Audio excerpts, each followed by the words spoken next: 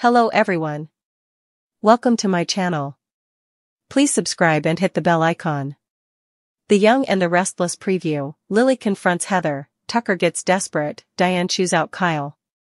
Lily's had some time to process the fact that Daniel and Heather got back together while she was away in California and that Daniel neglected to tell her it was over between them.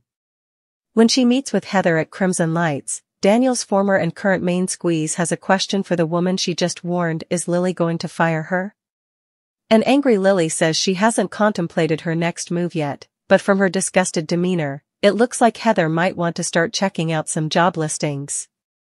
Crimson Lights is the setting for even more drama when Tucker tries reasoning with Audra, who is fuming over his canceling their trip so he can care for a clearly unhinged Ashley.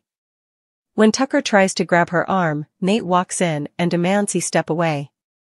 Is Nate about to defend Audra's honor? Could a love triangle develop? Finally, Diane learns she may have created a monster in her son, Kyle. He wants more than Jabot is able to give him career-wise and feels slighted, as usual. He even seems to think he is still in charge when Diane is co-CEO now, not him. When Diane sees Kyle getting too big for his britches once again, she reminds him who's in charge and who he needs to answer to. Kyle is not happy at all, and it looks like a mother-son corporate war might be in the works.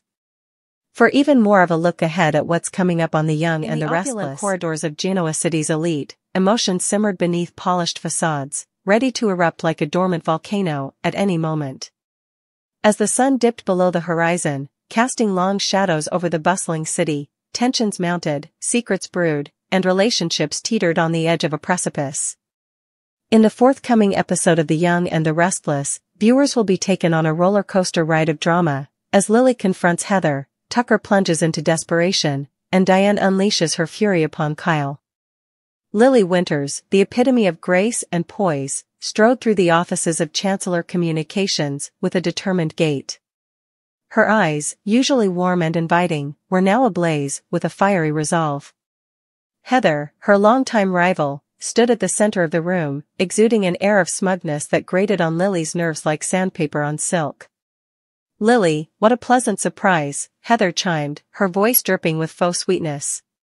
There was nothing pleasant about the encounter, and Lily wasted no time in cutting straight to the chase. "Don't play games with me, Heather. I know what you're up to." Heather's facade faltered for a moment, a flicker of uncertainty crossing her features before she composed herself once more. "And what, pray tell, am I up to?" Lily didn't mince words. "You've been trying to sabotage my projects behind my back. Well, it ends now. I won't let you undermine me any longer." The tension in the room crackled like electricity, each word a sharp jab in their ongoing battle for dominance. As the confrontation escalated, it became clear that only one of them would emerge victorious, while the other would be left licking their wounds. Meanwhile, across town, Tucker McCall found himself backed into a corner, his once unshakable empire crumbling around him. The pressures of maintaining his family's legacy weighed heavy on his shoulders, pushing him to the brink of desperation. With his back against the wall, Tucker knew he had to take drastic measures to salvage what remained of his fortune. In a daring move that would send shockwaves through the business world, Tucker made a deal with the devil himself, risking everything he held dear in a bid for redemption.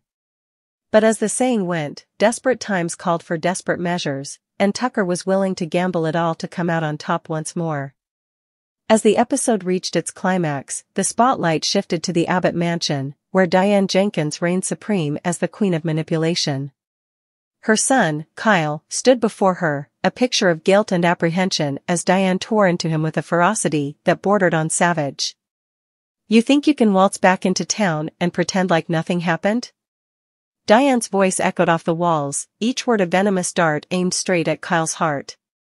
Kyle squirmed under his mother's piercing gaze, his resolve faltering in the face of her unrelenting fury. He knew he had made mistakes, grave ones that threatened to tear his family apart, but he never imagined the extent of Diane's wrath. "You're a disgrace to this family, Kyle," Diane spat, her words laced with contempt. "I raised you better than this. But if you think I'm going to stand by and watch you destroy everything we've built, you've got another thing coming." In the tumultuous world of Genoa City, where alliances shift like sand and loyalties are tested at every turn, the stage was set for an epic showdown unlike any other. As Lily confronted Heather, Tucker delved deeper into desperation, and Diane unleashed her fury upon Kyle. The residents of this illustrious city braced themselves for the inevitable fallout. For in the game of love and war, only the strong survived, and even the most resilient souls could be brought to their knees by the unforgiving hand of fate.